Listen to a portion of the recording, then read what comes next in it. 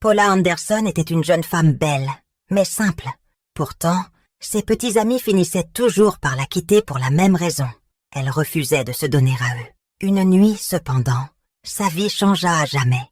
Elle s'abandonna à un homme qu'elle ne connaissait même pas et tomba enceinte de lui. Elle ressentit ensuite un profond regret, car elle ne revit jamais cet homme. Il s'était simplement enfui dans sa voiture de luxe. Un jour, son petit ami Ryan Carter vint la chercher chez elle pour un rendez-vous. C'était leur 2e anniversaire de couple.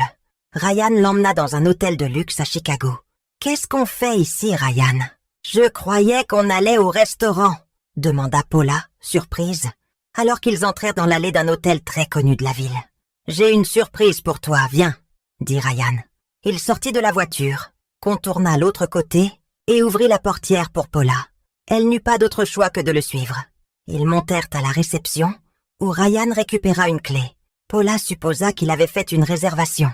Ils prirent l'ascenseur jusqu'au 5e étage, là où se trouvait la chambre. Paula commença à se sentir excitée, imaginant que son petit ami avait préparé quelque chose de merveilleux pour elle. Mais en entrant dans la chambre, elle fut terriblement déçue. Elle ne vit rien de spécial. Pas de ballon, pas de rose, rien de ce qu'elle avait imaginé. « Pourquoi sommes-nous ici, Ryan ?» demanda-t-elle, perplexe, en le voyant verrouiller la porte. « Où est la surprise dont tu parlais ?» Sans prévenir, il la poussa sur le lit et se jeta sur elle. « C'est ça ma surprise, Paula !» dit Ryan en couvrant son cou de baisers pressants. « Ryan, qu'est-ce que tu fais ?» s'écria Paula en tentant de le repousser, tournant la tête pour éviter ses lèvres. Mais Ryan était fort et ne s'arrêtait pas. Elle luttait pour l'éviter. « Tu vas aimer ce qu'on va faire, Paula », dit-il en lui agrippant un sein d'une main tout en continuant ses baisers. « Arrête, Ryan ! Qu'est-ce qui te prend ?» cria Paula en colère. Elle rassembla toutes ses forces et le repoussa. Il recula un instant, mais elle fut choquée quand il arracha soudainement sa chemise. Paula bondit hors du lit, le cœur battant, redoutant ce que Ryan allait faire. Mais il saisit rapidement son bras et la plaqua de nouveau sur le matelas. « Ryan, qu'est-ce que tu fais ?» le supplia Paula. « Paula, je t'aime. Pourquoi tu ne veux pas me laisser faire ça? On est ensemble depuis 2 ans. Tu ne veux pas te donner à moi? On ne s'aime pas ?» dit-il en recommençant à embrasser son cou. « Ryan, arrête !» insista Paula, le repoussant de nouveau et s'asseyant. « Oui, je t'aime, mais j'ai besoin que tu respectes ce que je veux. Combien de fois dois-je te dire que je ne veux pas de relations sexuelles avant le mariage? Si tu m'aimes vraiment, Paula, tu te donneras à moi, bon sang. Ça fait 2 ans qu'on sort ensemble, et mes amis se moquent trop de moi, parce que tu es trop coincé. Tout ce qu'on n'a jamais fait, c'est s'embrasser. Si tu m'aimes, prouve-le, dit Ryan en pointant le lit. Donc c'est pour ça que tu fais ça? Parce que tes amis se moquent de Nala, pas de toi? Tu as oublié de me respecter, Ryan, hurla Paula. Tu es bien trop coincé. Tu n'es pas la Vierge, Marie. Regarde comment tu t'habilles, presque à moitié nue, et tu ne veux même pas que je te touche. Tu fais la sainte, mais je sais que tu vas céder, répliqua Ryan en la tirant vers lui et en l'embrassant violemment. Il souleva sa jupe, toucha sa cuisse et attrapa sa culotte comme pour la baisser. Soudain, une gifle sonore retentit. Elle atterrit en plein sur la joue de Ryan Carter, si fort que son visage tourna brusquement. Espèce de pervers. Comment? Peux-tu me faire ça? Cria Paula Anderson furieuse en remettant sa jupe en place. Attends, Paula, commença Ryan, comme s'il reprenait ses esprits. Il fit un pas vers elle. Ne t'approche pas, le prévint Paula en tendant la main pour le repousser. À partir de maintenant, c'est fini entre nous. Je vais oublier que ça s'est passé. Tu sais, je pourrais porter plainte contre toi pour tentative de viol, mais je ne le ferai pas. Ne te montre plus jamais devant moi. Elle attrapa son sac et sortit précipitamment. Elle n'arrivait pas à croire que l'homme qui l'avait un jour respectée ait tenté de profiter d'elle ainsi. Ce n'était même pas la première fois que cela lui arrivait. 3 de ses précédents petits amis avaient fini de la même manière, en la pressant de se donner à eux. Elle avait vraiment cru cette fois avoir trouvé quelqu'un qui respecterait sa décision de ne pas avoir de rapport avant le mariage. Mais elle s'était trompée. Ryan était comme les autres, intéressé par une seule chose. Profondément blessée, Paula quitta l'hôtel. Elle n'arrivait même plus à pleurer. Elle en avait assez de verser des larmes pour la même raison, encore et encore. Perdue dans ses pensées, Elle se retrouva devant un bar à proximité. Elle décida de se saouler pour oublier ce qui venait. De se passer. C'était souvent comme ça dans ses relations. Elle se faisait toujours quitter parce qu'elle refusait d'abandonner sa vertu. Elle ne se considérait ni comme conservatrice, ni comme une sainte. Elle s'habillait comme n'importe quelle femme moderne. Elle ne cherchait pas à jouer les prudes ou les réservées. Elle croyait simplement en l'idée de se préserver pour l'homme qu'elle épouserait. Elle avait grandi avec cette croyance. Et même si les temps avaient rechangé, elle refusait d'abandonner ce principe. « Garçon, une autre tequila, s'il vous plaît » murmura-t-elle. À ce moment-là, elle voyait presque double tant elle avait bu. Elle distinguait à peine le serveur. Elle avait perdu le compte du nombre de shots de tequila qu'elle avait bu et elle n'avait pas l'habitude de boire du tout. « Vous ne pouvez pas prendre un autre shot, mademoiselle. Vous êtes beaucoup trop ivre, » dit une voix masculine. Il s'assit à côté de Paula au bar et fit signe au barman de ne plus lui servir d'alcool. « Pourquoi? Qui êtes-vous pour me dire ça? Vous êtes mon petit ami ou quoi? » répliqua Paula en se tournant vers l'homme, même si son visage lui semblait déjà flou. « Non, je ne le suis pas, mais je peux le devenir, » répondit l'homme avec un sourire en coin, laissant échapper un petit rire. « T'es ridicule, » dit Paula, ce qui le fit rire de bon cœur. « Où sont tes amis? Tu ne devrais pas être seul dans un état pareil. On dirait que tu ne pourras même pas marcher droit si tu te lèves, » remarqua l'homme. « Je peux prendre soin de moi. Regarde, regarde, je peux encore marcher droit, » insista Paula en se levant de son tabouret, mais au bout de 2 secondes à peine, elle faillit tomber. L'homme la rattrapa, s'attendant à ce qu'elle chancelle. Le visage de Paula se retrouva collé contre son torse, et elle se redressa aussitôt. « Je vais bien, d'accord ?» dit Paula en haussant les épaules pour se dégager, mais il la rattrapa encore une fois, quand elle faillit s'écrouler de nouveau. « Où sont tes amis? Je vais te ramener à eux, » dit l'homme. « Je n'ai aucun ami avec moi. Tu vois quelqu'un ici? » répliqua Paula, se forçant à se rasseoir sur le tabouret. Il resta debout à côté d'elle, au cas où elle tomberait encore. « Laisse-moi simplement te ramener chez toi. Où habites-tu? » demanda-t-il. Il ne savait même pas pourquoi il proposait d'aider une femme qu'il venait juste de rencontrer. Mais une chose était sûre, il était captivé par sa beauté. Il l'observait de loin depuis un moment. « Chez toi » répondit Paula. Elle ne comprenait même pas pourquoi elle avait dit cela. « Quoi ?» demanda l'homme surpris. « Ramène-moi chez toi » répéta Paula. Elle n'avait aucune idée d'où elle tirait ce courage. Mais à ce stade, elle s'en fichait complètement de ce qui pouvait arriver. « Tu veux venir chez moi ?» redemanda l'homme. « Oui, allons-y » dit Paula sans hésiter. Peu après, l'homme guidait Paula vers l'ascenseur. Il passa un bras autour de sa taille, alors qu'elle titubait. Ils montèrent jusqu'au dernier étage. Ils possédaient en fait tout l'immeuble, avec un bar au rez-de-chaussée, et louaient les autres espaces pour diverses entreprises. Il fit entrer Paula dans son appartement, et elle ne montra aucune résistance. Une fois à l'intérieur, il l'installa sur le lit, mais elle s'effondra complètement dessus, sentant ses paupières se fermer. « Tu veux quelque chose à manger? Un café? Dis-moi ce que tu veux, » proposa-t-il. Paula Anderson était allongée sur le lit, la vision floue et les paroles embrouillées par l'alcool. L'homme à ses côtés lui demanda « Qu'est-ce que tu veux de moi ?»« Je te veux », répondit Paula comme si ce n'était rien du tout. Elle ne semblait même pas consciente de ce qu'elle disait, probablement à cause de l'alcool. « Qu'est-ce que tu veux en moi ?» répéta l'homme. Il s'assit au bord du lit, alignant son visage avec celui de Paula, déjà allongé. « Je ne te vois pas bien, mais tu sembles assez beau, » répondit Paula, et l'homme rit doucement. « Bien sûr que je le suis. Tu vas peut-être baver quand tu me verras une fois sobre, » dit-il avec un sourire moqueur. « Tu crois que je suis un chien enragé ?» répliqua Paula en riant. Il rit aussi. « Non, tu ressembles à une déesse. Tu es si belle, » dit-il tendrement. Il tendit la main et caressa ses cheveux noirs ondulés. « Merci, mais je le sais depuis longtemps, » répondit Paula d'un ton arrogant, avant de rire de plus belle. « Pourquoi tu bois autant? Quel est ton problème ?» demanda l'homme. Cette question fit cesser le rire de Paula. « J'ai quitté mon copain, parce qu'il me forçait sans cesse à lui donner ma virginité, » répondit-elle avec désinvolture. « Meilleure décision, » répondit l'homme. « Je ne comprends pas pourquoi les mecs veulent toujours seulement mon corps. Ce n'est pas possible d'aimer sans sexe, demanda Paula en riant, mais l'homme perçut l'amertume dans ses mots. C'est la tendance de nos jours, commenta-t-il. Toi aussi aimes le sexe? Demanda Paula. Non, répondit-il, bien qu'il soit clairement captivé par la beauté de Paula, qu'il avait remarquée de l'autre côté du bar. Vraiment? Demanda Paula, avant de baisser la bretelle de sa robe. Le regard de l'homme se posa sur son soutien-gorge désormais visible. Qu'est-ce que tu fais? Demanda-t-il. Quelle question stupide, murmura Paula avant de l'embrasser. Elle ne connaissait même pas son prénom. L'alcool la rendait audacieuse. Elle n'avait jamais ressenti ça, même pas avec son ex, Ryan Carter. C'était comme si elle était prête à offrir sa virginité à un parfait inconnu.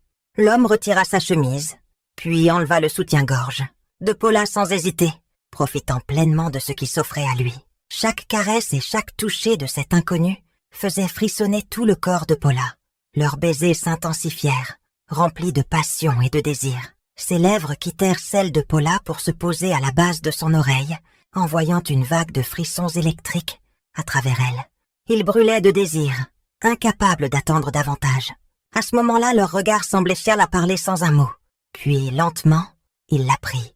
Bien que son approche fût douce, elle grimaça de douleur. « Tu es vraiment vierge ?» demanda l'homme en remarquant son inconfort. Paula hocha lentement la tête, les yeux fermés, supportant la douleur de l'instant. Réalisant qu'elle l'était vraiment, il fit preuve de plus de douceur, jusqu'à ce que la douleur disparaisse, peu à peu, laissant place à une sensation indescriptible. Paula ne comprenait pas comment elle avait pu se donner à un homme dont elle ne connaissait même pas le nom, dont elle distinguait à peine le visage, alors qu'elle avait refusé pendant 2 ans à son petit ami. Quand ce fut terminé, l'homme s'allongea à côté d'elle. Elle posa sa tête contre son torse et il sourit en la serrant dans ses bras. Cet homme, c'était Prince Mackenzie Jiren Wilford, un homme d'une beauté saisissante, objet de désir de presque toutes les femmes qu'il croisait. Il avait quitté son pays, Monaro, 5 ans plus tôt, un royaume qu'il était destiné à gouverner un jour. Il avait tout abandonné là-bas, y compris la femme qu'il avait aimée de tout son cœur. C'était pour elle qu'il avait voulu fuir aussi, loin que possible. 5 ans s'étaient écoulés, et tout avait changé. Le gentil garçon d'autrefois était devenu un homme audacieux, séduisant, populaire. Les vertus princières qu'il incarnait jadis avaient disparu, remplacées par un homme joueur et parfois cruel. Et pourtant, pour une raison inexplicable, c'était la première fois depuis longtemps qu'une femme attirait véritablement son attention, parce qu'elle ressemblait à Harry, la femme qu'il avait aimée plus que tout. « Hé, Paula, pourquoi tu ne m'attendrais pas? Je dois aller au bureau ce samedi. Je suis dégoûtée.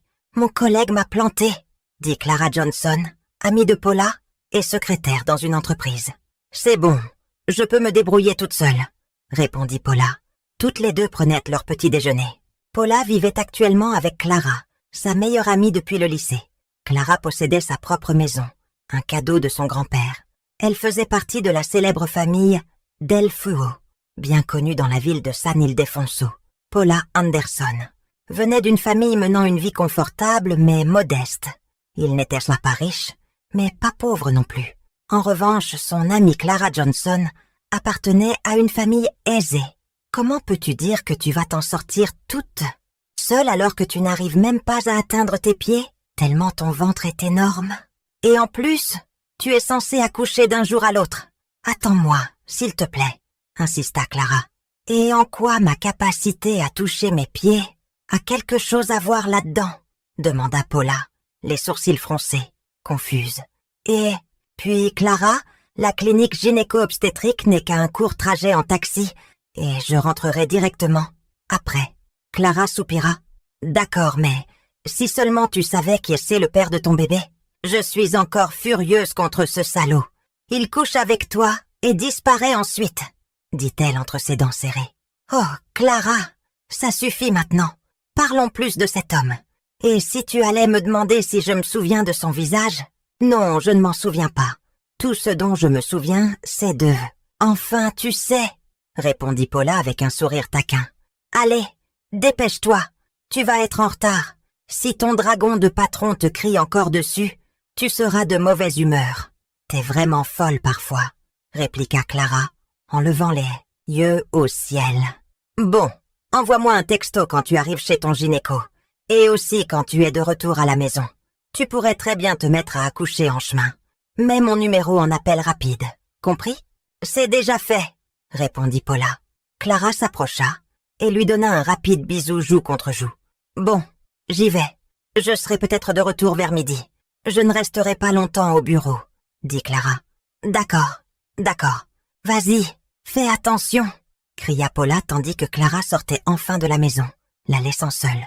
Paula débarrassa lentement la table et mit les assiettes dans l'évier. Elle bougeait prudemment à cause de son gros ventre. Elle était enceinte de presque 9 mois et cela l'éreintait. Cela faisait presque 9 mois depuis cette nuit cauchemardesque où elle avait eu une aventure d'un soir avec un homme dont elle ne connaissait ni le nom ni le visage. Elle s'était réveillée seule dans un endroit inconnu, seule dans le lit sans aucune trace de l'homme. Elle n'avait jamais essayé de connaître son identité et ce n'est que 2 mois plus tard, en apprenant sa grossesse, qu'elle avait tenté de retourner au bar où elle l'avait rencontré. Mais l'endroit avait été fermé par son propriétaire. Elle n'avait aucune piste, aucun nom, aucune description physique. C'est à ce moment-là que Paula perdit tout espoir. Ses parents furent furieux qu'elle ne puisse pas leur présenter le père de son enfant. Ils furent également déçus d'apprendre que Ryan, son petit ami de longue date, n'était pas le père. Ils la renièrent et lui dirent de ne pas revenir à la maison tant qu'elle ne serait pas accompagnée du père de l'enfant. C'est ainsi qu'elle s'était retrouvée à vivre chez Clara depuis quelques mois. Paula essayait de faire des petits boulots en ligne pour contribuer aux dépenses. Elle avait quelques économies mises de côté pour son accouchement, grâce à son précédent emploi d'hôtesse de l'air chez Montello Airlines. Dès qu'elle avait su qu'elle était enceinte, elle avait dû quitter ce travail immédiatement. Après avoir lavé la vaisselle, Paula prit une douche. Elle avait son rendez-vous gynéco hebdomadaire chaque samedi et Clara l'accompagnait, habituellement. Mais cette fois, Clara avait dû aller au bureau. Quand Paula arriva au cabinet de son médecin, le docteur Ranesses fit immédiatement une échographie pour vérifier l'état du bébé. « Tout est en ordre, Paula, » dit docteur Ranesses. « Votre bébé est en bonne santé, avec un poids et des mesures parfaits. Préparez-vous, l'accouchement est pour bientôt, » dit-elle avec un sourire chaleureux. « Oui, docteur, je suis excitée à l'idée de rencontrer enfin ma petite fille, » répondit Paula en regardant l'écran et en observant son bébé bouger. « Pourquoi êtes-vous seule aujourd'hui? Où est Clara? Vous ne devriez plus vous déplacer seule à ce stade. Vous pourriez accoucher à tout moment, » la réprimanda le médecin. « Oh, docteur, Clara a eu une urgence au travail, alors je suis venue seule. Mais je vais rentrer directement après, » répondit Paula. « Très bien dans ce cas. Mais si vous ressentez quoi que ce soit d'inhabituel ou une douleur, appelez-moi immédiatement, » dit le docteur avec inquiétude. Paula hocha la tête et offrit un sourire poli. Après quelques instructions supplémentaires, elle partit. Pendant ce temps, Ken Wilford rentrait à la demeure familiale. Il avait passé la nuit dehors à boire avec son oncle Angelo, qui fêtait son anniversaire la veille. L'oncle Angelo était le meilleur ami du père de Ken, Ismaël, du temps où ce dernier vivait encore aux États-Unis. Et sa femme était la seule amie de la mère de Ken, Fiona. Angelo et Fiona avaient déjà 2 enfants. Jackson, plus âgé, que Ken de 3 ans, et une fille de 15 ans nommée Hermine. Ken connaissait bien l'histoire d'amour de ses parents.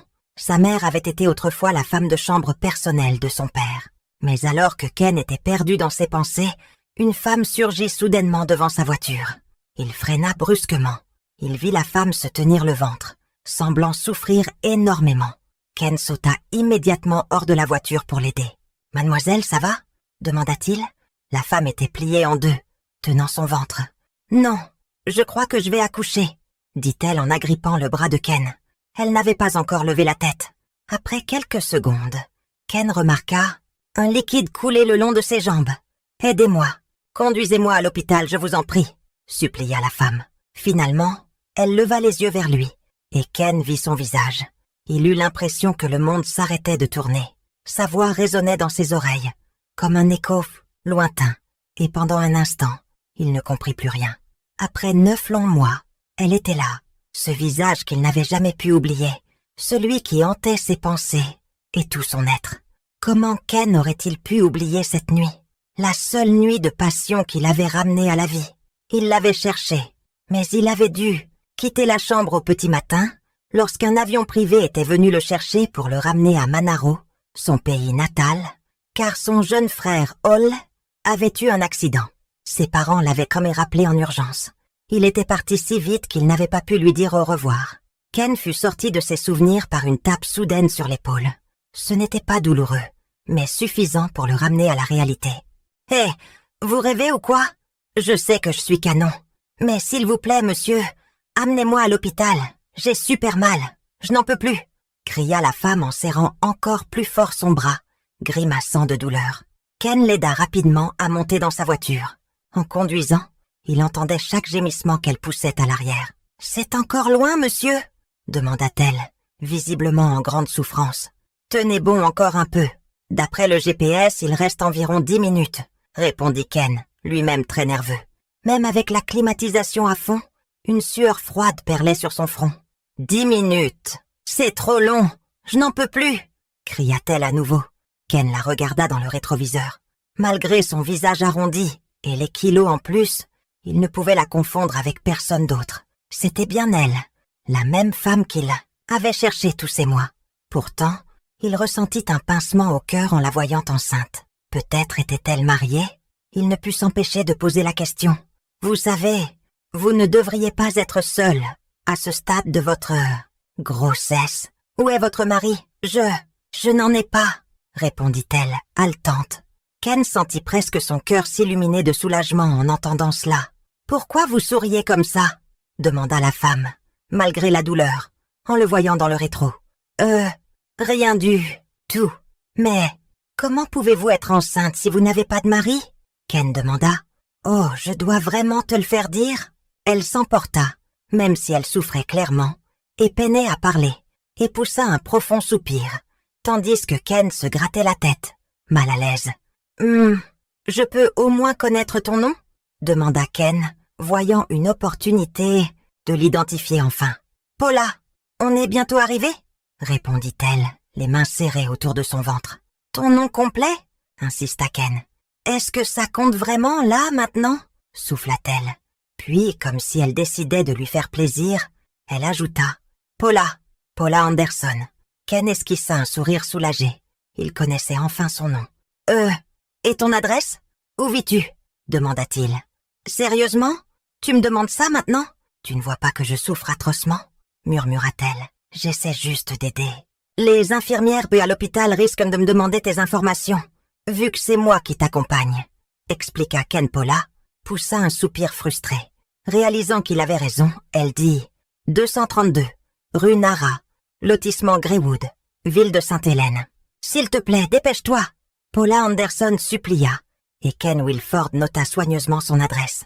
Il serra plus fort le volant, appuya davantage sur l'accélérateur et roula à toute vitesse.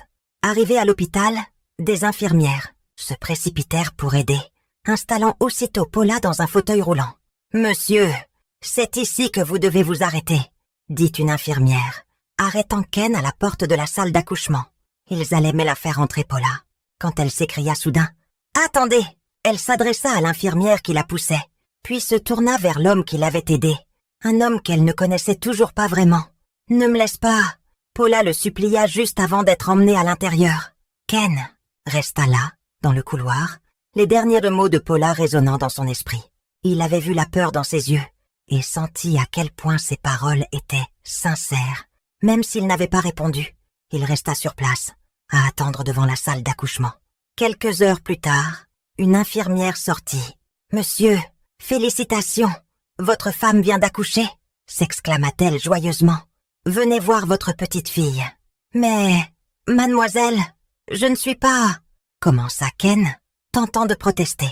Mais l'infirmière marchait déjà. « Devant, je ne suis pas le père, » marmonna-t-il. Malgré tout, il la suivit jusqu'à la nurserie. On lui demanda d'enfiler une blouse de protection sanitaire. Le cœur de Ken battait la chamade. Il ne pouvait nier l'étrange excitation qu'il ressentait, même si ce bébé n'était pas vraiment le sien, non? Quelques instants plus. Tard, une autre infirmière arriva avec un minuscule nourrisson dans les bras. « Monsieur, la voilà votre petite fille, » annonça-t-elle. « Vous voulez la prendre » Elle lui tendit le bébé.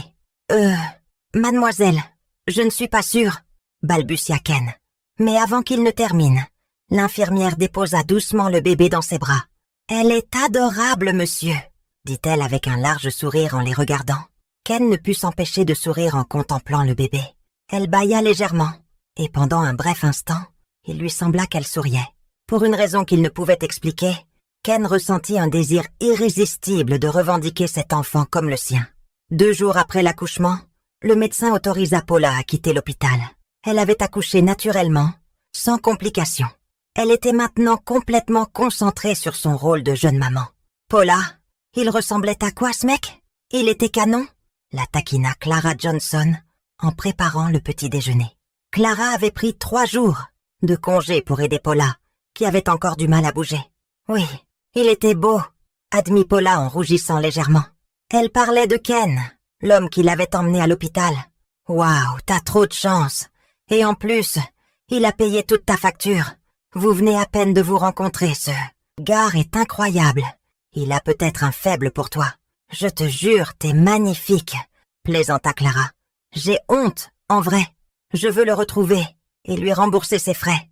Il a déboursé près de 50 000 $ pour moi. C'est énorme. Je l'ai dérangé ce jour-là et je ne l'ai même pas remercié. Heureusement, l'infirmière m'a donné son nom et son adresse. Je compte aller le voir quand je serai remise, expliqua Paula. Tu devrais. Et qui sait, peut-être que vous êtes faits l'un pour l'autre, lança Clara en poussant un petit cri enthousiaste pour Paula. T'es folle, répondit Paula en levant les yeux au ciel. Aucun homme ne voudra de moi. Qui voudrait d'une femme qui a déjà... Tu vois, elle plaisantait, mais une pointe d'amertume transparaissait dans sa voix. Arrête ton cinéma, mademoiselle Anderson. Allez, mangeons pendant qu'Amara dort. Encore, dit Clara, en parlant de la fille de Paula. Elles s'assirent ensemble, discutant de l'accouchement. Plus Paula donnait de détails, plus les expressions de Clara devenaient horrifiées, ce qui faisait encore plus rire Paula. Clara conclut en jurant de ne jamais se marier, ni avoir d'enfants. Les hommes sont tous pareils. Ils veulent juste s'amuser, mais ils osent blesser nos sentiments. Ils n'ont aucune idée de ce qu'on endure. Ils devraient nous traiter comme des reines, s'indigna Clara. Paula éclata de rire devant l'élan passionné de son amie. 1 semaine plus tard, Ken n'arrivait toujours pas à oublier cette adorable petite fille. Son petit visage, la chaleur de l'avoir tenue dans ses bras. Il ressentait une joie étrange qu'il ne pouvait expliquer. C'est à cause de ces sentiments qu'il avait décidé de payer la facture de Paula, même s'il n'y était pas obligé. Quelque chose en lui le poussait à le faire. Ken était maintenant au bar qu'il possédait. Il l'avait ouvert depuis moins d'1 an, mais il était déjà très populaire. C'était un projet passion qu'il avait toujours voulu réaliser. Il aimait boire, mais il était aussi directeur général chez KM Financial, où son oncle Angelo était maintenant directeur par intérim. Un poste autrefois occupé par le père de Ken, Ismaël. Mec, pourquoi tu ne vas pas tout simplement te présenter à elle? Suggéra Shello, son ami et autoproclamé Don Juan. Et je lui dis quoi? Bonjour, je suis le mec avec qui t'as couché il y a 9 mois, répondit Ken avec sarcasme. T'es incompréhensible, répliqua Shello. T'as passé des mois à chercher cette femme, et maintenant que tu l'as retrouvée, t'as aucun plan. Tu pars dans tous les sens. Ken rit faiblement et secoua la tête. Je sais pas, mec, murmura-t-il en reprenant une gorgée de bière. Ken, t'as déjà envisagé ce que je pense? Demanda Shello en se penchant vers lui. Ken leva un sourcil. Arrête de me regarder comme ça, c'est flippant. Qu'est-ce que tu penses? Et si t'étais en fait le père du bébé? Dit Shello avec un petit sourire. J'aimerais bien, répondit Ken en riant. Mais c'est impossible. J'ai utilisé une protection ce soir-là. Shello éclata de rire. Les capotes, c'est pas 100% fiable, mec. C'est comme le savon Safeguard. 99,99% d'efficacité. Ça veut dire qu'il reste 0,01% de chance que ça foire. Ken rit doucement à la comparaison absurde de son ami. Assez, Shello. T'es saoul, va dormir. Je suis sérieux, mec. Tu te souviens de mon pote Pao? Il a mis enceinte une fille un peu nerd avec qui il couchait. Il disait aussi avoir utilisé une capote. Il était convaincu que c'était pas lui. Jusqu'au test ADN. Et boum! Adieu la vie de célibataire, rigola Shello. Le père de la fille a menacé de l'enterrer vivant s'il ne l'épousait pas. Plus tard ce soir-là, les histoires alcoolisées de Shiloh devinrent un brouhaha indistinct dans l'esprit de Ken. Les deux hommes finirent par s'endormir, complètement ivres. Près d'un mois après l'accouchement, Paula venait de donner le bain à son bébé. Clara était déjà au travail et ne rentrerait pas avant tard. Paula s'habituait à s'occuper seule de son enfant. Elle apprenait chaque jour. La seule chose qui la rendait triste, c'est que ses parents n'avaient toujours pas pris de ses nouvelles, alors qu'elle était certaine qu'ils savaient qu'elle avait accouché. Ça faisait mal, mais elle n'avait pas le choix. Elle devait accepter qu'elle était vraiment seule. Elle comprenait qu'elle les avait profondément déçus. Elle se préparait maintenant à aller au rendez-vous pédiatrique régulier de son bébé. En chemin, elle prévoyait de s'arrêter chez Mackenzie Wilford. L'infirmière lui avait donné le nom et l'adresse de l'homme qui avait payé sa facture. C'était sur sa route, alors autant en profiter. Elle ne voulait être redevable à personne, surtout pas à un quasi-inconnu. Elle avait l'intention de lui rendre les $50 000 qu'il avait dépensés et de le remercier comme il se doit. Paula prit un taxi jusqu'à l'adresse inscrite sur le papier. La visite pédiatrique était terminée. Le médecin avait dit que son bébé allait bien et avait juste besoin de quelques vitamines. Une fois arrivé dans la rue indiquée sur le papier, le chauffeur de taxi dit « Madame, c'est la rue que vous cherchez, selon l'adresse que vous m'avez montrée. »« D'accord. Monsieur, veuillez vous arrêter ici, je vais descendre. » répondit Paula. Après avoir payé, elle descendit et plaça délicatement son bébé dans la poussette qu'elle avait apportée. Le bébé, Amara, dormait profondément. En poussant la poussette, Paula regardait autour d'elle, ressentant une étrange impression de déjà-vu. « Pourquoi est-ce que cet endroit me semble si familier ?» murmura-t-elle. En tournant un coin de rue, elle comprit pourquoi. « Attends, c'est le bar où j'étais allée avant. » Elle aperçut une enseigne au loin. Oui, c'était bien le même bar que quelques mois auparavant. En levant légèrement les yeux, elle vit la grande enseigne du bâtiment. One Avenue. Elle vérifia l'adresse dans sa main. Donc c'est ici qu'il habite. Elle fronça les sourcils, le cœur serré par la nervosité. Elle entra dans le bâtiment, se dirigea vers le poste de sécurité et montra l'adresse au gardien. Celui-ci répondit « Oui, madame, c'est ici. Le penthouse de Monsieur de Ken est au dernier étage. Prenez simplement l'ascenseur. »« Oh, d'accord. Merci, » dit Paula, le cœur battant à tout rompre. Elle ne pouvait pas se tromper. C'était bien le même immeuble d'où elle était sortie ce matin-là, 9 mois auparavant, après une aventure d'un soir avec le père de son enfant. « Oh, on dirait que Monsieur Ken est dans de beaux draps, » marmonna le gardien en secouant la tête en la regardant entrer. « Fini les journées insouciantes, » ajouta-t-il avec un petit sourire en coin. Les mains tremblantes, Paula appuya sur le bouton pour le 25e étage, le dernier étage, également appelé le penthouse. Quand les portes de l'ascenseur s'ouvrirent, elle se retrouva face à une immense porte en acajou. Elle regarda autour. Tout l'étage ne comportait qu'un seul appartement. Un grand vase était placé près de la porte. Elle se souvenait avoir failli trébucher dessus en partant précipitamment des mois auparavant. « Est-ce qu'il est vraiment le père de mon bébé ?» chuchota Paula en regardant son enfant endormi. « Est-ce qu'il se souvient même de moi? C'est pour ça qu'il a payé notre facture d'hôpital ?» Son esprit était envahi de questions. Elle se couvrit la bouche, submergée par l'émotion. Elle resta là quelques secondes, perdue dans ses pensées, jusqu'à ce que, soudain, la porte s'ouvre devant elle. Celui qu'elle cherchait se tenait là. « Toi !» murmura Paula stupéfaite, les yeux écarquillés en voyant Ken. Il semblait tout aussi surpris de la voir. Pendant ce temps, Ken s'habillait en toute hâte dans son costume de travail. Il avait une réunion importante ce jour-là, et en tant que directeur général, il devait présenter son rapport mensuel. Il s'était réveillé en retard à cause de sa soirée arrosée de la veille et savait que son oncle Angelo allait le réprimander. Clés en main, Ken ouvrit brusquement la porte et faillit tout lâcher en voyant Paula devant lui avec une poussette. Pendant quelques secondes, ils se regardèrent sans rien dire. « Toi !» dit Ken, abasourdi. « Ken !» murmura Paula, presque en bégayant. « C'est toi, le gars de cette nuit-là. Tu es le père de mon enfant. » Les mots sortirent soudainement, sans qu'elle ne puisse les retenir. Les yeux de Ken s'agrandirent à cette révélation.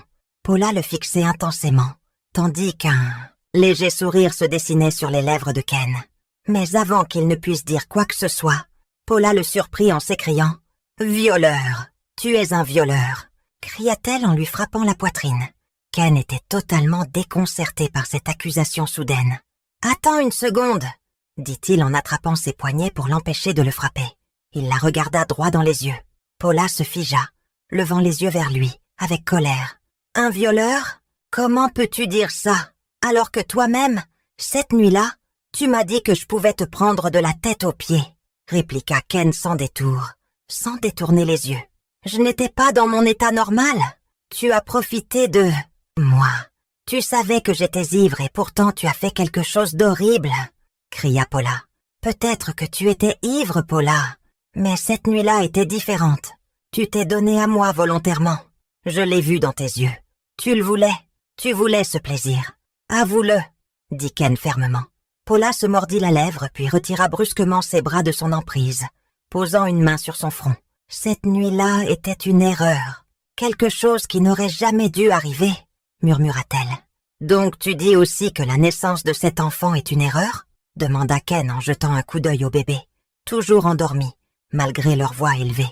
Non, bien sûr que non, rétorqua vivement Paula en le fusillant du regard. Oublions juste cette nuit. Je ne vais pas te forcer à assumer si c'est ça qui t'inquiète. On peut vivre sans toi, déclara-t-elle avec défi.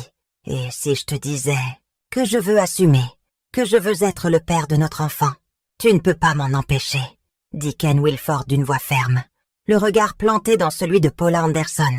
Paula n'en revenait pas. Elle s'attendait à ce qu'il la rejette, peut-être qu'il lui donne une grosse somme d'argent, pour qu'elle disparaisse. Mais elle s'était trompée. La première fois que je t'ai revue après 9 mois, commença Ken, je croyais devenir fou. Je n'aurais jamais imaginé te recroiser un jour. J'ai essayé de te retrouver, mais c'était presque impossible. Je ne connaissais même pas ton nom.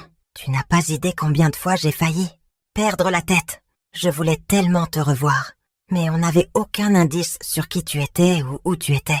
Paula déglutit difficilement. « Mais où étais-tu ce matin-là » demanda-t-elle. « Quand j'ai découvert que j'étais enceinte, j'ai essayé de te retrouver aussi.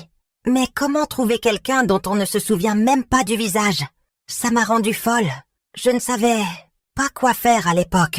C'est une longue histoire, Paula, dit Ken. Mais si tu me laisses t'expliquer, je te dirai tout. » Avant que Paula ne puisse répondre, le téléphone de Ken sonna, interrompant leur conversation. Il le sortit de sa poche de costume. C'était son assistant. « Allô, Greg? Je ne peux pas venir maintenant. Dis à oncle Arthur que je suis désolé, mais c'est plus important que tout. Je ne peux pas partir, » dit-il fermement, en jetant un regard vers Paula, comme pour lui dire en silence quelle était sa priorité. Puis, il raccrocha et se tourna vers elle. « Entre, parlons. » Paula entra dans l'appartement de Ken. Ils s'assirent sur le canapé. Le bébé, Amara, dormait paisiblement dans son siège auto, devant eux. Ken avait très envie de prendre sa fille dans ses bras, mais ne voulait pas interrompre sa sieste. « Elle est si belle !» dit Ken en fixant sa fille endormie. Paula remarqua la joie sincère sur son visage alors qu'il la regardait. « J'ai pensé venir te voir tellement de fois, » continua-t-il. « Mais je n'en ai jamais eu le courage, surtout parce que je n'étais pas sûre d'être le père.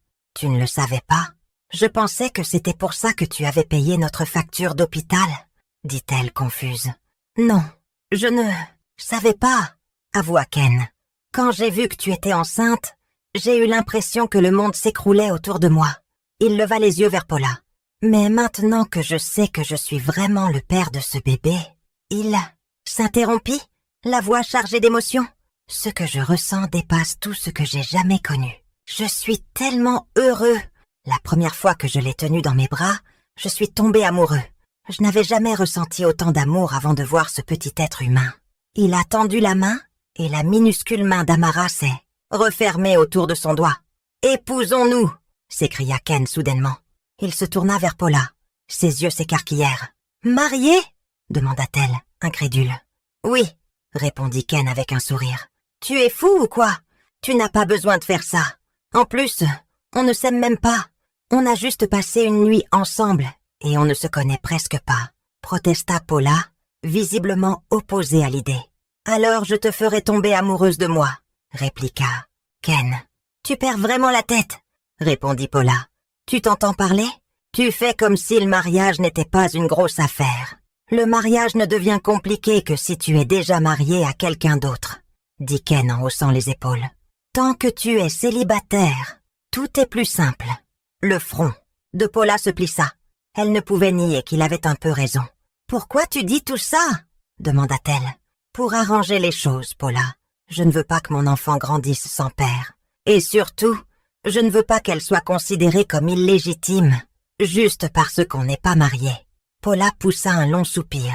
Elle était seulement venue pour rendre l'argent que Ken avait dépensé et le remercier. Jamais elle n'aurait imaginé qu'il parlerait soir de mariage. « Je vais y réfléchir, » dit-elle en déglutissant difficilement. « Il n'y a rien à réfléchir, » plaisanta Ken avec un sourire arrogant. Le visage de Paula se crispa face à son arrogance, même si elle ne pouvait nier à quel point il était beau. « Je vais te raccompagner, » proposa Ken. Elle accepta, comprenant qu'il ne prendrait pas non pour réponse. Mais sur la route, Ken s'arrêta dans un steakhouse. « Les steaks ici sont excellents, » dit-il une fois assis. Pendant que Paula lisait le menu, sa bouche se mit à saliver. Elle ne voulait pas l'admettre, mais elle mourait de faim. L'allaitement lui prenait beaucoup d'énergie. Le bébé dormait paisiblement dans son siège à côté d'eux. Paula commanda son repas et Ken prit la même chose. Pendant tout le repas, Paula se sentit troublée par le regard insistant de Ken. Cela lui faisait des papillons dans le ventre, une sensation qu'elle n'avait jamais connue. Elle essaya de se concentrer sur son repas. « Parle-moi un peu de toi, Paula, » dit Ken à un moment. Paula s'arrêta au milieu d'une bouchée. « Qu'est-ce qui t'intéresserait ?» répondit-elle froidement. « Pourquoi tu fais la distante? La dernière fois, tu étais douce et réservée, » taquina Ken avec un sourire en coin, en faisant allusion à leur nuit ensemble. Paula faillit s'étouffer en comprenant immédiatement le sous-entendu. Elle lui lança un regard noir, puis retourna à son assiette. Ils ne parlèrent plus du repas. Ken régla l'addition et la ramena chez elle. À son arrivée, Paula fut accueillie par son amie Clara Johnson, qui poussa un cri en entendant l'histoire. « Tu es en train de me dire que c'est Ken Wilford qui t'a aidé à l'hôpital et que c'est aussi le père de ton bébé? Et maintenant, il veut t'épouser? Mon Dieu, tu as dû sauver un pays dans une vie antérieure ou quoi? Quelle chance! C'est quoi le délire avec ce type pour que tu réagisses comme ça? » demanda Paula en secouant la tête. « Il est célèbre, beau et riche. Ce n'est pas une célébrité, mais il est partout sur les réseaux sociaux. Certaines rumeurs disent même qu'il pourrait être un prince, même si personne n'a confirmé. Un prince? Sérieusement? C'est un conte de fées ou quoi? Rit Paula. C'est toi qui es naïve. Il y a plein de pays avec des rois et des reines. Donc évidemment qu'il y a des princes aussi. Écoute, Paula, je ne veux pas me mêler de ta vie, mais tu devrais accepter la demande en mariage de Ken avant qu'il ne change d'avis, plaisanta Clara. Je suis perdue. Pourquoi veut-il m'épouser? Il ne m'aime pas vraiment. Il veut juste s'attacher à moi à vie à cause d'Amara. Il ne le fait que parce qu'on a un enfant. Il n'y a aucune autre raison. Ne saute pas aux conclusions, dit Clara. Personne ne le force à t'épouser. Peut-être qu'il est juste un homme bien. Ça ne te rend pas heureuse? Je suppose que si, mais ça me dérange quand même. Il a profité de moi à l'époque. Il savait que j'étais ivre, répondit Paula amèrement. Clara éclata de rire. Il n'aurait rien pu faire si tu ne l'avais pas voulu. Tu ne l'as pas repoussé, tu n'as pas été forcé ou blessé. Peut-être qu'il a juste réveillé quelque chose en toi. Regarde les choses autrement. Tu as de la chance qu'il te propose le mariage et qu'il assume. Tout le monde ne le ferait pas. Pense à ton ex, Ryan, qui voulait juste coucher avec toi. Et là, Ken parle de mariage comme si c'était rien. C'est incroyable. Tu devrais accepter. Comme ça, tes parents pourraient enfin te pardonner. Et tu ne serais pas seule à élever Amara. C'est pas facile d'élever un enfant seul. Paula poussa un nouveau soupir. Elle savait que Clara n'avait pas tort. Une semaine passa. Paula n'avait pas eu de nouvelles de Ken. Elle se dit qu'il lui laissait peut-être du temps pour réfléchir. Un matin, elle dormit un peu plus longtemps que d'habitude, jusqu'à 9 heures. Elle dormait dès qu'Amara faisait la sieste, pour ne pas trop s'épuiser. Une délicieuse odeur de cuisine remplit la maison. Elle fut surprise. « Qu'est-ce que c'est que cette odeur ?» Quelqu'un cuisine? Marmonna Paula. Ça ne peut pas être Clara. Elle part tôt le lundi matin. Elle descendit prudemment les escaliers, un long bâton à la main, au cas où elle aurait à se défendre. En arrivant à la cuisine, elle vit un homme en train de cuisiner, de dos. « Qui êtes-vous » demanda-t-elle. « Que faites-vous chez nous » L'homme se retourna lentement, et les yeux de Paula s'écarquillèrent. « Du calme, chérie. Repose ce bâton, » dit Ken en souriant. Paula baissa son arme improvisée, contrariée. « Ken, que fais-tu ici? Et comment es-tu entré ?»« Clara m'a laissé entrer, » répondit-il en agitant une spatule. D'après le crépitement, il faisait frire du bacon. L'odeur mélangée au parfum de Ken était envoûtante. Elle essaya d'ignorer le frisson dans son ventre. « Arrête de m'appeler chérie !» grogna-t-elle. « Il ne se passe rien entre nous. » Ken prit un air faussement triste. Il retira son tablier, le posa sur une chaise, puis s'approcha lentement d'elle, avec un sourire joueur. Paula resta figée. Elle sentit son parfum, celui de cette fameuse nuit. Ken posa doucement ses paumes sur ses joues, les faisant glisser vers sa mâchoire. « Tu sais que le jour où tu t'es donné à moi, tu es devenue mienne, Paula, » dit Ken d'un ton grave. Leurs regards se croisèrent. Le cœur de Paula battait à tout rompre, comme si des milliers de papillons s'étaient solibérés en elle.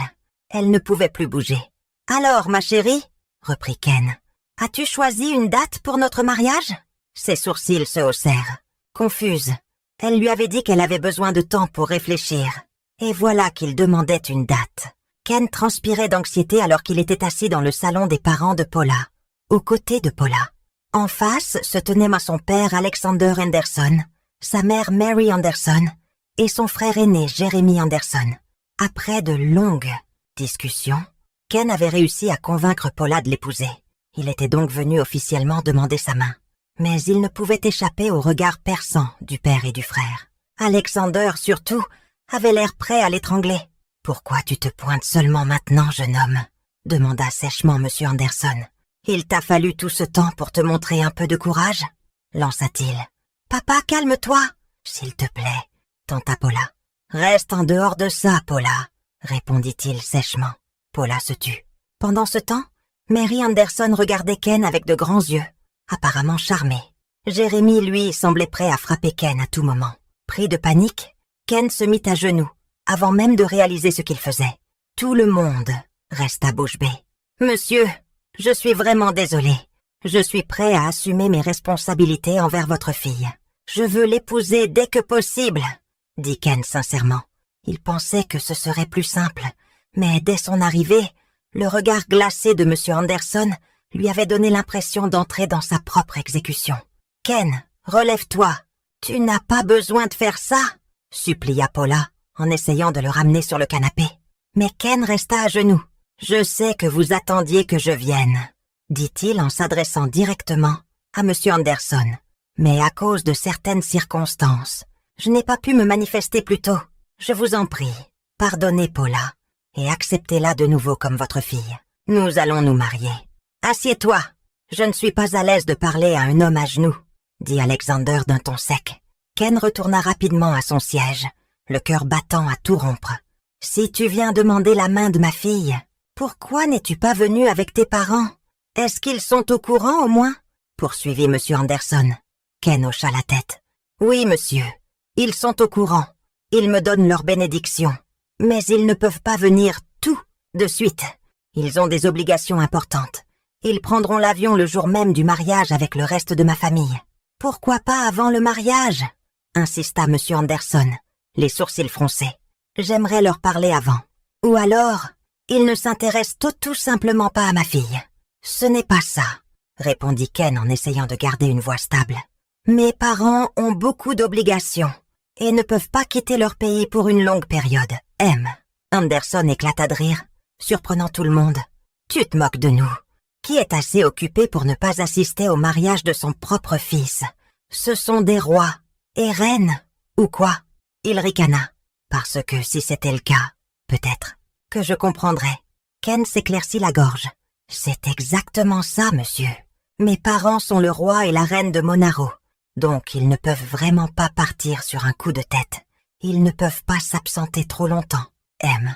Anderson, qui riait encore, s'étouffa avec sa propre salive. Madame Anderson faillit recracher le morceau de pain qu'elle grignotait. Les yeux de Jérémie s'écarquillèrent de stupeur, et Paula manqua de recracher son jus. Qu'avez-vous dit? Balbutia M. Anderson, les yeux écarquillés. Ce sont le roi et la reine de Monaro. Donc, techniquement, oui, je suis un prince. Ils ne peuvent pas juste abandonner leurs fonctions, dit Ken.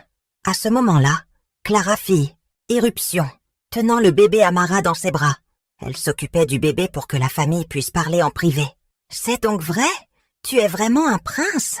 s'exclama-t-elle. « Oui, » admit Ken. « Mais s'il vous plaît, j'espère que personne d'autre ne le saura. Je veux une vie tranquille avec ma famille, » dit-il en jetant un regard significatif à Paula, dont la mâchoire était toujours suspendue. M. Anderson ne put qu'acquiescer, tentant de digérer cette révélation choquante. Plus tard, alors que Paula et Ken étaient seuls dans le salon, ses parents et son frère s'occupant de la petite Amara, Clara avoua que ses parents ne l'avaient jamais vraiment abandonnée. Il demandait souvent des nouvelles de Paula et envoyait même des cadeaux pour le bébé par l'intermédiaire de Clara. « Pourquoi ne m'as-tu pas dit que tu étais un prince ?» exigea Paula une fois qu'ils eurent un peu d'intimité. « Cela n'a pas d'importance, » répondit simplement Ken. « Ici, aux États-Unis, je ne suis pas un prince. Mais ta famille est si prestigieuse. Ce ne sont pas juste des nobles. Ce sont littéralement un roi et une reine. Ne sera-ce pas un énorme scandale s'ils découvrent que tu m'épouses? Tu n'es pas obligé de faire ça. » Ken lui prit les mains. « Oui, mes parents n'étaient pas ravis au début. Mon père, surtout, était furieux. Mais je dois être courageux. Nous avons déjà un enfant. Je veux être à la fois un père responsable et un mari pour toi. Je suis prêt à affronter la colère de mon père pour vous deux.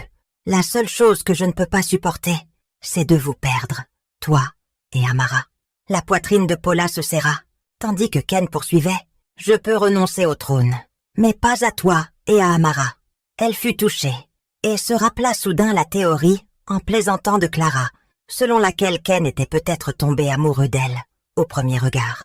La sincérité dans ses yeux la fit se demander si ce n'était pas vrai. Pendant ce temps, la famille Wilford était en ébullition après l'annonce de Ken. Son père, Isaac Wilford, fulminait en apprenant que son fils avait eu un enfant aux États-Unis. À cause des traditions strictes à Monaro, avoir un enfant hors mariage pouvait empêcher Ken d'hériter du trône. Sa mère, Agatha, était partagée entre sa loyauté envers les attentes royales de son mari et son amour maternel pour Ken.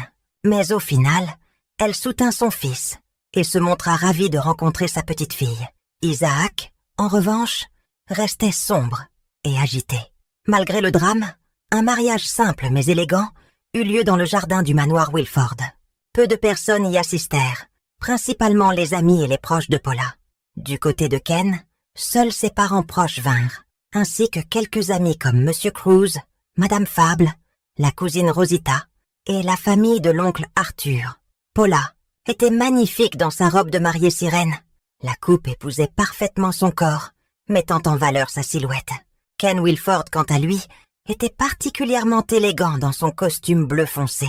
Après la cérémonie et l'échange des vœux, Paula s'avança pour saluer les invités en tant que Madame Wilford pour la toute première fois. « Félicitations, à vous deux », dit Agatha Wilford en souriant chaleureusement aux jeunes mariés. Elle se tourna vers Paula. « Bienvenue dans la famille Wilford », ajouta-t-elle en la serrant brièvement dans ses bras. « Merci », dit Paula timidement avec un sourire.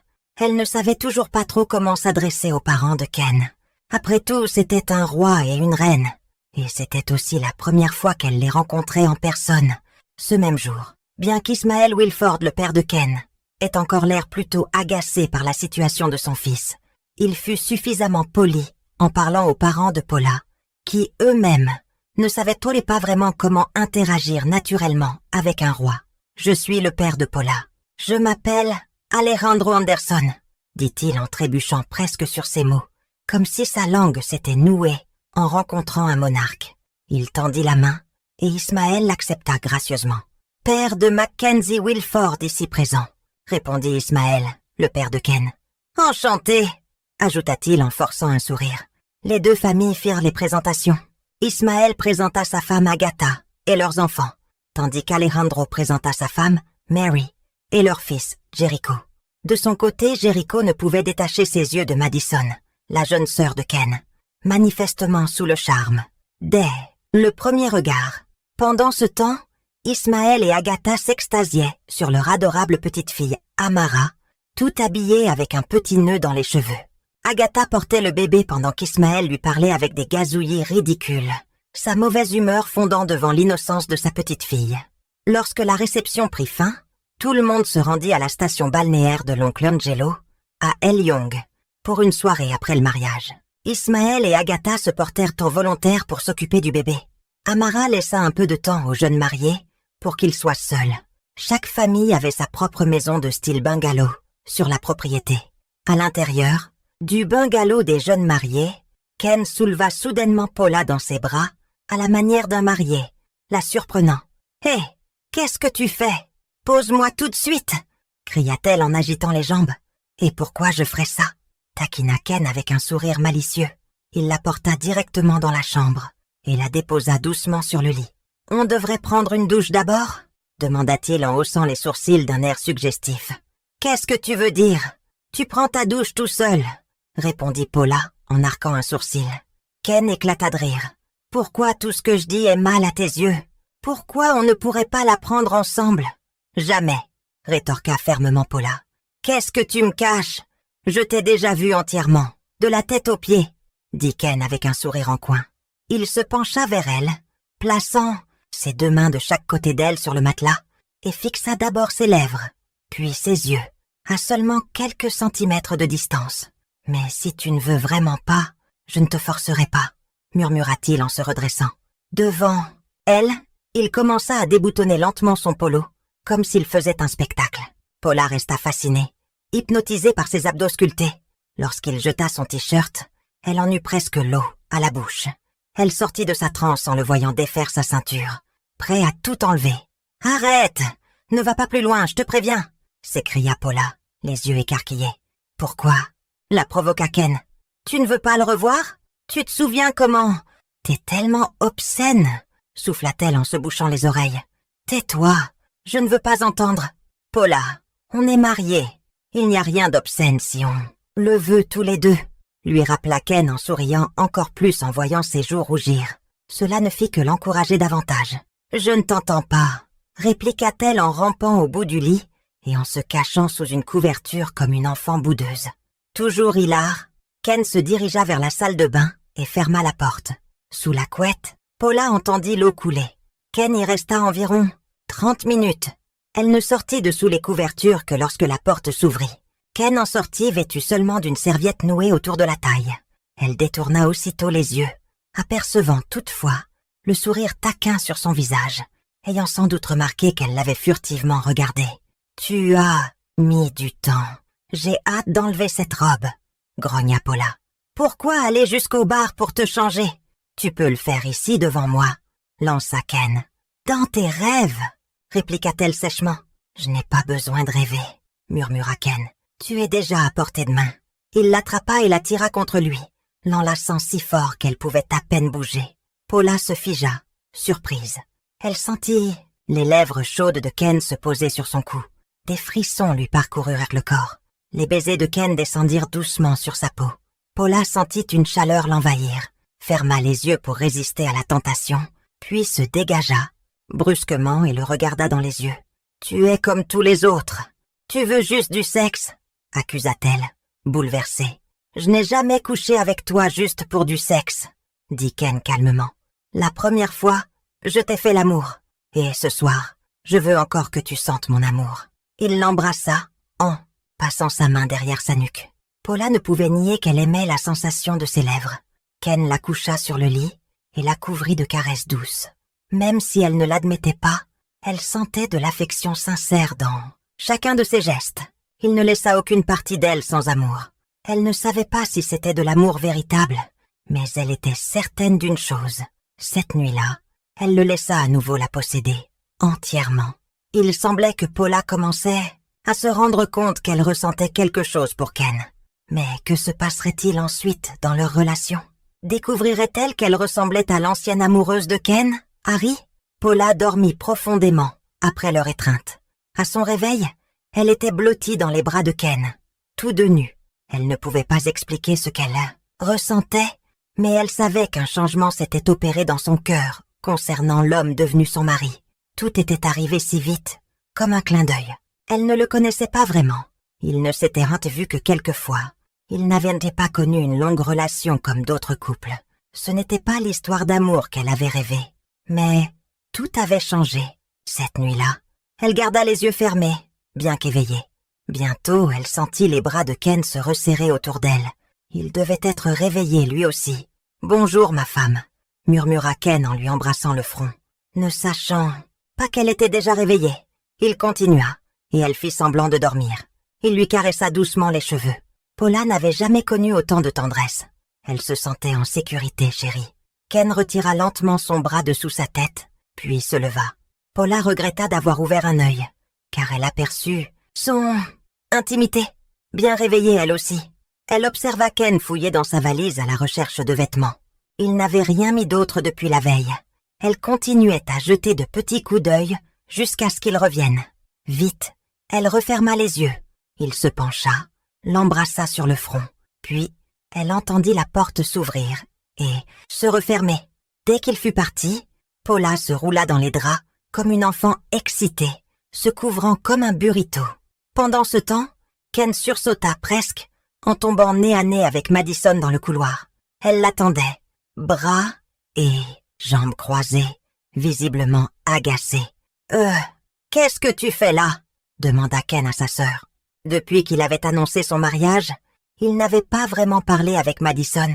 Il se doutait qu'elle était venue l'interroger, peut-être même le réprimander. « Allez, grand frère, on doit parler », ordonna Madison en fronçant les sourcils.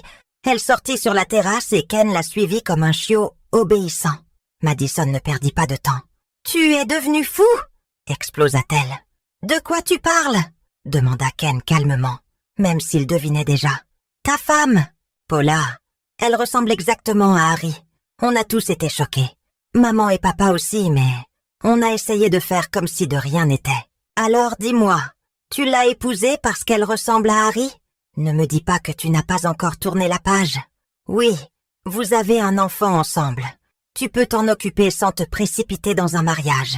Tu l'as épousée juste parce que tu vois le visage d'Harry quand tu la regardes ? Parce que si c'est le cas, c'est Paula qui va souffrir. Ken ne répondit rien. Il fixa Madison d'un regard sérieux. Ce qu'ils ignoraient, c'est que Paula se tenait juste derrière la porte, en train d'écouter. Son cœur battait à tout rompre. Ses jambes devenaient molles à chaque seconde. Elle attendait la réponse de Ken, mais le silence persistait. Il poussa seulement un long soupir, ce qui suffit à lui faire craindre le pire. Elle s'éclipsa discrètement, le cœur brisé. « Alors c'est pour ça qu'il s'est précipité, pour m'épouser, parce que je lui rappelle Harry ?» pensa Paula, le cœur en miettes. Juste au moment où elle pensait tomber amoureuse de Ken, cela lui arrivait. Elle resta au lit jusqu'à midi, faisant semblant de dormir. Finalement, Ken revint et la secoua doucement, l'invitant à venir déjeuner. Même si elle était abattue, elle se leva, ne voulant pas faire attendre la famille. Tout le monde passa un bon moment autour de la table. Les deux familles s'entendaient bien. Les parents de Ken traitaient ceux de Paula avec respect. Ils discutaient, malgré leurs différences. Madison semblait gentille aussi, souriante dès que leurs regards se croisaient, parfois même échangeant quelques mots avec elle. Plus tard, dans leur chambre, Ken demanda « Ça va ? Tu es très silencieuse. Tes réponses sont courtes. » Il semblait sincèrement inquiet. « Quand est-ce qu'on part ? Je veux rentrer, » répondit doucement Paula, en rangeant leurs affaires. « On repartira cet après-midi. Je voulais juste que quelques réparations soient faites dans notre chambre au manoir. »« Tu ne t'amuses pas ici ? » demanda Ken. « Je vais... bien, » répondit-elle sèchement, en pliant d'autres vêtements. Ken fronça les sourcils, remarquant que quelque chose clochait. Il s'approcha et l'enlaça par la taille. Paula se figea en sentant son baiser dans le cou. « Ken !» dit-elle, son nom sortant comme une protestation. Mais quand sa main remonta vers sa poitrine, cette même chaleur l'envahit à nouveau. Elle se força à le repousser. « Ça suffit !» murmura Paula en reculant. Elle se retourna et le regarda dans les yeux. « Dis-moi la vérité. Pourquoi tu m'as vraiment épousée? Ken sembla déconcerté. Je t'ai déjà dit que je voulais prendre mes responsabilités. Pourquoi veux-tu prendre tes responsabilités? Paula avait insisté parce que nous avons un enfant. Parce qu'Amara a besoin de toi.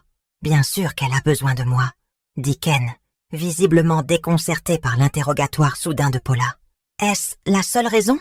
Ou est-ce parce que je ressemble à Harry, la femme que tu as autrefois aimée? Demanda Paula, la voix tremblante d'émotion contenue. On ne se connaît presque pas, Ken. Alors pourquoi étais-tu si sûr de vouloir m'épouser? Est-ce parce que tu vois Harry chaque fois que tu me regardes? Ta sœur m'a dit que tu n'avais jamais tourné la page. Est-ce que tu m'as épousée juste parce que je lui ressemble? Paula soutenait son regard avec intensité. J'ai surpris ta conversation avec Madison, avoua-t-elle en baissant les yeux. Ken lui releva doucement le menton pour qu'elle le regarde à nouveau. As-tu entendu ma réponse? Paula secoua la tête. Non, je suis partie parce que tu mettais trop de temps à parler. Je ne voulais pas t'entendre dire quelque chose qui me blesserait. Ken poussa un long soupir. Si tu étais resté, tu m'aurais entendu dire qu'Harry fait partie de mon passé. Oui, vous vous ressemblez, mais je ne t'ai pas épousée pour cette raison. La différence, Paula, elle est dans tes yeux. Ces yeux qui m'ont donné l'impression de me noyer la première fois que je t'ai vue. Des yeux qui disaient 1000 mots. Il y a quelque chose en eux que je n'arrive pas à expliquer. Je me suis sentie connectée à toi dès le début. Et après cette nuit-là, je ne pouvais plus te sortir de ma tête. Je te voulais. Toi. Tout de toi. Je ne sais pas si c'était le coup de foudre, mais mon âme s'est liée à la tienne. Et pour être honnête, je suis tombée amoureux de toi-même avant de savoir que tu étais enceinte de notre enfant. Je voulais assumer mes responsabilités, oui, mais pas seulement à cause du bébé. Je voulais te connaître. Je veux passer ma vie avec toi. Continuons à nous découvrir mutuellement pour toujours. Je ne me lasserai jamais d'apprendre à te connaître. C'est pour ça que je t'ai épousée, parce que je tenais déjà à toi. Paula sentit les larmes lui monter aux yeux et les laissa couler. Ken la prit dans ses bras et la serra fort. « On a toute une vie pour apprendre à se connaître, » murmura Ken. « Alors ne dis pas qu'on ne se connaît pas encore. C'est justement pour ça que je t'ai épousée, pour qu'on apprenne ensemble. » 3 ans plus tard, Ken et Paula vivaient heureux aux Philippines. Ils avaient acheté leur propre maison et construisaient une nouvelle vie ensemble. Comme Ken l'avait promis, ils avaient découvert tant de différences entre eux, mais aussi tant de choses qui les rapprochaient. Leur amour n'avait cessé de grandir avec le temps. Ils venaient pas d'arriver au palais Monaro pour Noël et le Nouvel An, comme chaque année, afin qu'Amara puisse voir ses grands-parents.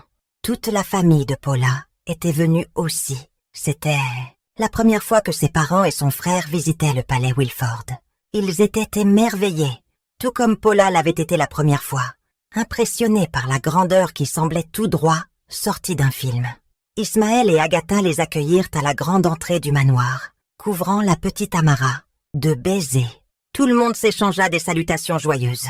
Agatha et Mary se mirent aussitôt à bavarder avec enthousiasme, tandis que les hommes riaient et discutaient de sujets familiaux autour d'un bon repas dans la grande salle à manger.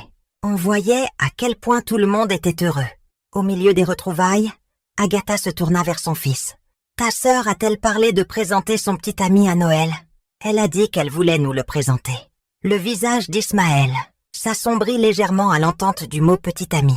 Il savait que Madison en avait parlé, mais il n'était pas ravi de cette idée. « Petit ami ?» répéta Ken en haussant les sourcils. « Elle ne m'a rien dit à ce sujet. Et elle est trop jeune. Elle a beau vivre seule. Elle reste une gamine dans sa tête, » grogna-t-il. « Franchement, vous deux, » dit Agatha en regardant son mari et son fils. « Tu veux que Madison devienne vieille fille? C'est ta sœur jumelle, Ken. Elle a donc 28 ans comme toi. Tu penses vraiment qu'elle est trop jeune? Peu importe, » marmonna Ismaël. « Je n'aime toujours pas l'idée qu'elle ait un petit ami. » Agatha secoua la tête et leva les yeux au ciel.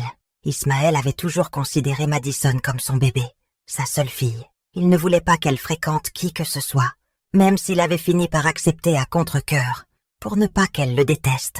Au fond de lui, il aurait préféré ne jamais rencontrer ce fameux petit ami. Le jour de Noël, Ismaël se tenait dans le hall d'entrée. Son visage s'illumina lorsque Madison arriva, seule, Oh, pourquoi ton petit ami n'est pas avec? Toi? J'étais impatient de le rencontrer, dit-il d'un ton mielleux, tout en jubilant intérieurement. Madison fronça les sourcils. Ne demande pas, papa. On a rompu. Le sourire d'Ismaël atteignit presque ses oreilles, même s'il tenta d'afficher un air compatissant. Oh, ma chérie, je suis désolé. Si c'est le cas, c'est peut-être que vous n'étiez pas faits l'un pour l'autre, dit-il en lui tapotant l'épaule. Madison l'ignora et alla droit vers Agatha, les larmes aux yeux. Voir Madison pleurer brisa le cœur d'Ismaël, mais il ressentit aussi un soulagement mêlé de culpabilité, soulagé que le petit ami soit sorti du tableau. De l'autre côté de la pièce, Jericho était fou de joie en apprenant que Madison était à nouveau célibataire. Il la regardait passer comme un chiot amoureux, tandis qu'elle distribuait des cadeaux devant le grand sapin. « Pour toi, Jericho !»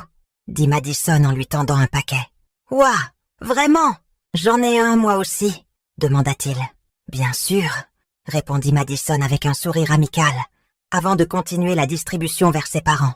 Jericho, cadeau en main, rêvait déjà du jour où il se marierait. Paula aussi distribuait ses cadeaux, gardant celui de Ken pour la fin. « Tiens !» dit-elle en lui tendant une petite boîte emballée. « Merci, mon amour !» murmura Ken en l'embrassant rapidement sur les lèvres. « Je t'en prie. Allez, ouvre-le !» dit Paula. « Peut-être qu'il y a un cafard dedans. Et que tu veux me faire une blague ?» plaisanta Ken avec un sourire en coin. « Idiot !» rit Paula. « Ouvre, tout le monde regarde. » Curieux, tout le monde s'approcha pendant que Ken enlevait le papier cadeau. À l'intérieur, une petite boîte rouge. Il lança un regard perplexe à Paula, puis souleva le couvercle. « Ne me dis pas que tu me fais une demande en mariage cette fois.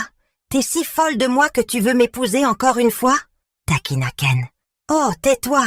dit Paula avec un grand sourire. « Ouvre et regarde. » Ken jeta un coup d'œil à l'assemblée, puis ouvrit doucement la boîte. À l'intérieur, un test de grossesse positif et une échographie d'un minuscule bébé. Tout le monde poussa un cri de surprise en voyant ce que tenait Ken. Il resta figé, sous le choc, fixant l'échographie sans y croire. « Je vais être papa, encore une fois ?» demanda-t-il stupéfait. « Oui, mon amour. On attend bébé. Numéro 2, répondit Paula rayonnante. Ken poussa un cri de joie, souleva Paula dans ses bras et la fit tourner, en criant, pour que tous l'entendent, qu'il allait être papa à nouveau. Toute la famille applaudit à l'annonce de ce nouveau membre bientôt attendu dans le clan, Anderson-Wilford. Le temps passa, et bientôt, Paula accoucha, non pas d'un bébé, mais de 2 petites filles. Elle aimait Ken profondément, tout, autant que leurs enfants, et ceux à venir, si la vie le permettait. En repensant à la nuit où ils s'étaient rencontrés, elle referait le même choix. Cette nuit-là avait mené à un amour sans fin, et à un bonheur qu'elle n'aurait jamais imaginé.